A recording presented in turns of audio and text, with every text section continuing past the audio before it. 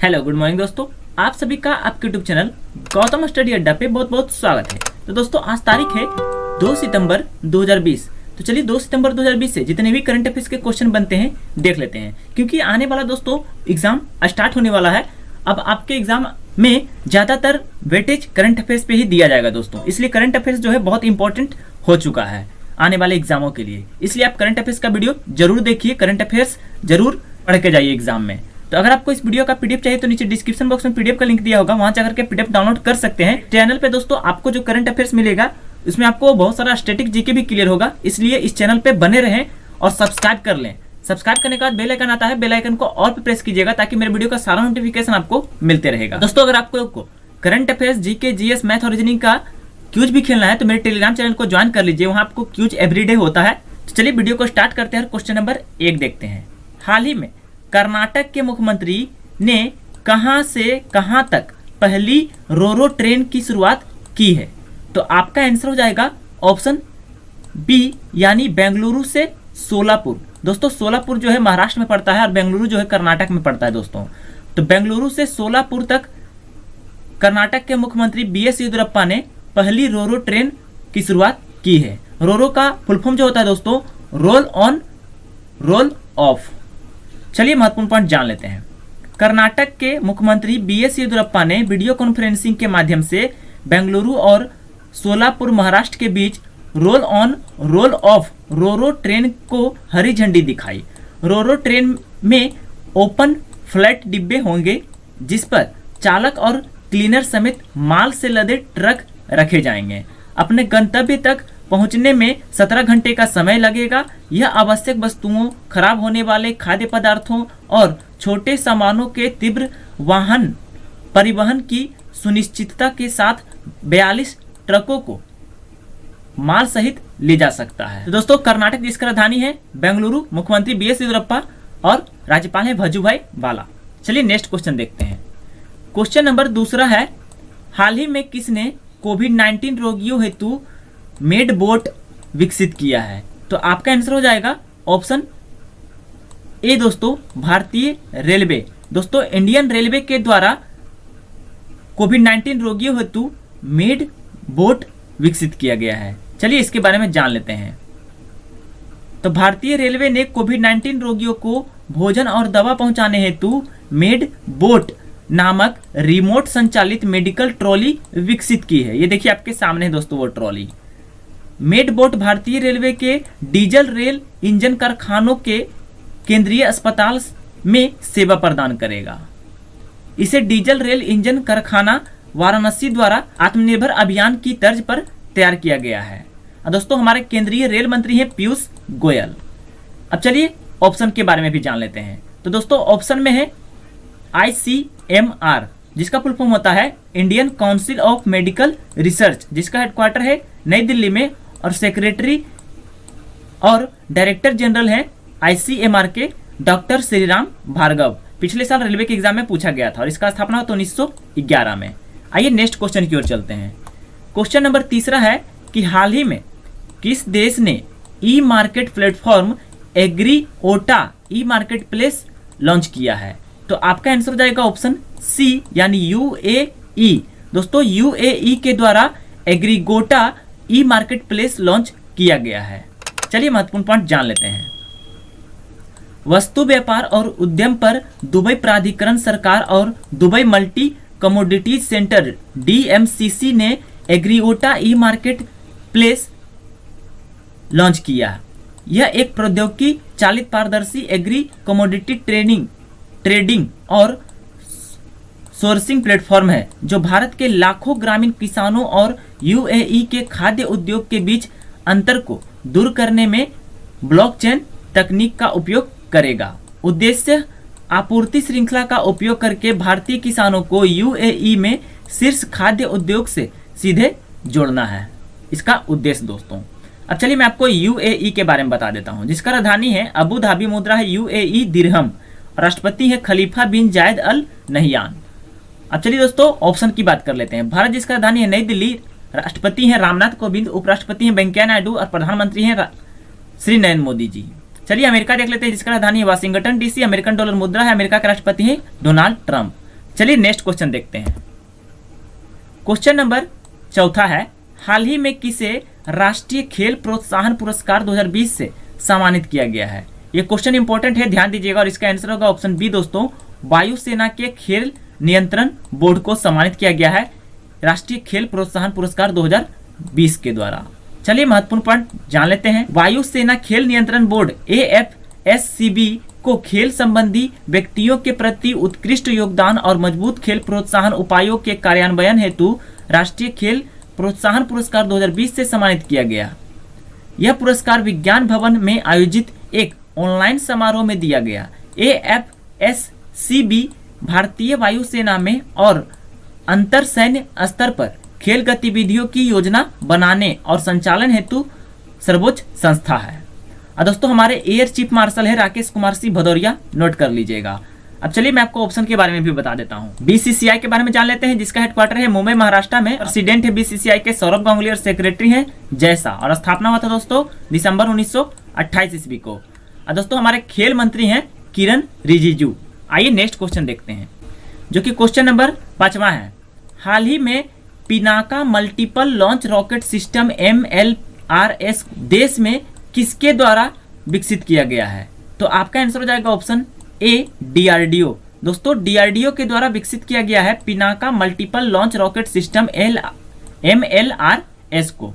चलिए महत्वपूर्ण पॉइंट जान लेते हैं।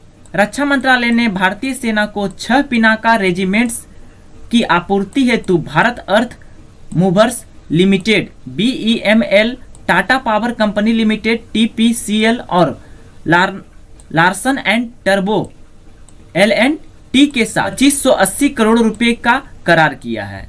इसमें automated gun aiming positioning system AGAPS 45 command post और 330 वाहनों के साथ 114 लॉन्चर है। इसका भारत की उत्तर और पूर्वी सीमाओं पर लगाए जाएंगे। Pinaka multiple launch rocket system MLRS को देश में DRDO द्वारा विकसित किया गया है। अब चलिए दोस्तों DRDO के बारे में जान लेते हैं, जिसका फुल फॉर्म होता है defence research and development organisation. और DRDO का स्थापना हुआ था 1958 में। और DRDO के चेयरमैन है दोस्तों, यानी हेड है, या आप डायरेक्टर भी कह सकते हैं, G सतीश रेड्डी। और इसका हेडक्वार्टर है नई दिल्ली में।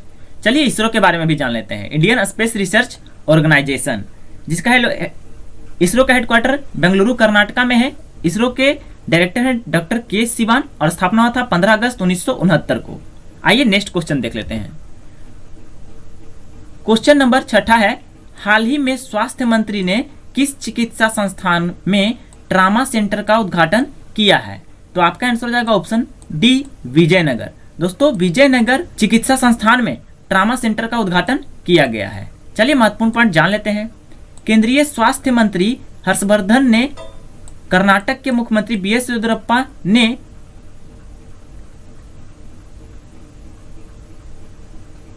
Vijayanagar institute of medical science में super speciality trauma centre SSTC का उद्घाटन किया। इसमें express feeder line, ICU ward, 13 KL liquid medical oxygen tank और 128 क्रॉस सेक्शन स्लाइस लेने वाला CT स्कैन है। यह प्रधानमंत्री स्वास्थ्य सुरक्षा योजना PMSSY के तहत 150 करोड़ रुपए की लागत से निर्मित है। इसमें इमरजेंसी और ट्रामा, न्यूरोसर्जरी और ऑर्थोपोडिक्स विभाग है। तो दोस्तों मेरा वीडियो कैसा लगा कमेंट जरूर कीजिएगा। अगर मेरा वीडियो आपको अच्छा लग रहा है तो वीडियो को ज़्यादा से ज़्यादा शेयर और लाइक जरूर कीजिएगा। और चैनल पे नए हैं तो सब्सक्राइब करना ना भूलें। ऐसे वीडियो को एवरीडे देखने के लिए मेरे इस चैनल पे बने रहें और सब्सक्राइब जरूर कर लें। चलिए नेक्स्ट क्वेश्चन नंबर 7वां है कि हाल ही में CSIR CMERI ने कहा विश्व का सबसे बड़ा सोलर ट्री स्थापित किया है? वेरी वेरी इंपॉर्टेंट क्वेश्चन है, नोट कर लीजिएगा। और इसका आंसर हो जाएगा ऑप्शन C दुर्गापुर। दोस्तों दुर्गापुर में CSIR CMERI ने विश्व का सबसे बड़ा सोलर ट्री स्थापित किया है। ये देखिए आपके सामने दोस्तों वो सोलर ट्री। चलिए महत्वपूर्ण पॉइंट जान लेते हैं। CSIR CMERI ने विश्व का सबसे बड़ा सौर वृक्ष विकसित किया, जिसमें प्रति वर्ष स्वच्छ और हरित ऊर्जा को 12,000 से 14,000 यूनिट उत्पादन की क्षमता है।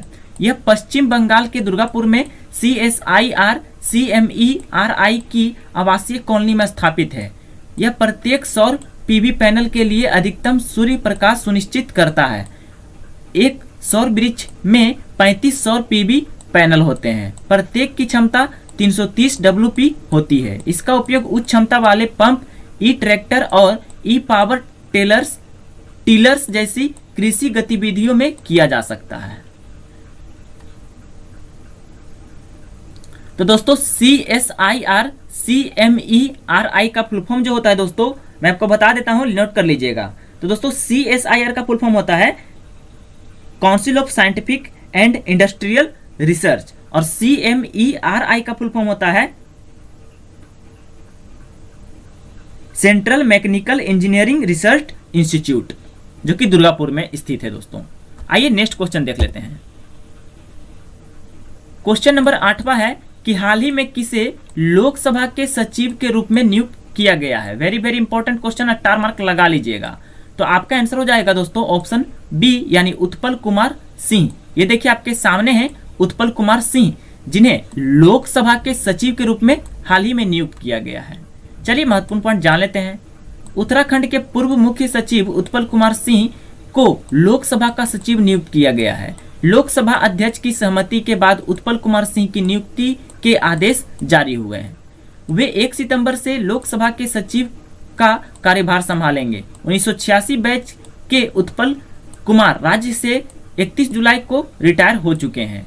उत्पल कुमार सिंह 1986 बैच के IAS अफसर हैं। उनकी गिनती ईमानदार, निर्विवाद और साफ सुथरी छवि वाले अफसरों में होती है। उत्पल कुमार प्रमुख सचिव कार्मिक, लोक निर्माण विभाग, ऊर्जा, कृषि, उद्यान, पर्यटन, गृह समेत कई विभाग भी प्रदेश में रहते हुए संभाल चुके हैं। अब चलिए ऑप्शन की बारी आता है। तो ओम बिरला, दोस्तों ओम बिरला को आप लोग जानते होंगे, ये हमारे बीजेपी के अध्यक्ष है दोस्तों, जिन्हें आप बोल सकते हैं कि लोकसभा के भी अध्यक्ष हैं दोस्तों, ओम बिरला। और हार्दिक सतीश चंद्र दोस्तों, इन्हें हाल ही में प्रधानमंत्री श्री नरेंद्र मोदी जी का निजी सचिव नियुक्त किया गया है, हार्दिक सतीश चंद्र को। चलिए नेक्स्ट क्वेश्चन की ओर चलते हैं, जो कि क्वेश्चन नंबर 9वां है कि हाल ही में किनका जन्मदिन को 14 से 20 सितंबर तक सेवा सप्ताह के रूप में मनाया जाएगा। तो आपका आंसर हो जाएगा ऑप्शन ए दोस्तों, हमारे प्रधानमंत्री श्री नरेंद्र मोदी जी। ये देखिए आपके सामने है, इन्हीं के जन्मदिन को 24 से 20 सितंबर तक सेवा सप्ताह के रूप में मनाया जाएगा। चलिए महत्वपूर्ण पॉइंट जान लेते हैं। प्रधानमंत्री नरेंद्र मोदी जी के जन्म दिवस को सेवा सप्ताह के रूप में भाजपाई मनाएंगे। बीजेपी जिला अध्यक्ष संजय सिंह ने बताया कि 14 सितंबर से 20 सितंबर तक संपूर्ण राष्ट्र में रक्तदान शिविर, स्वास्थ्य परीक्षण शिविर, अस्पतालों,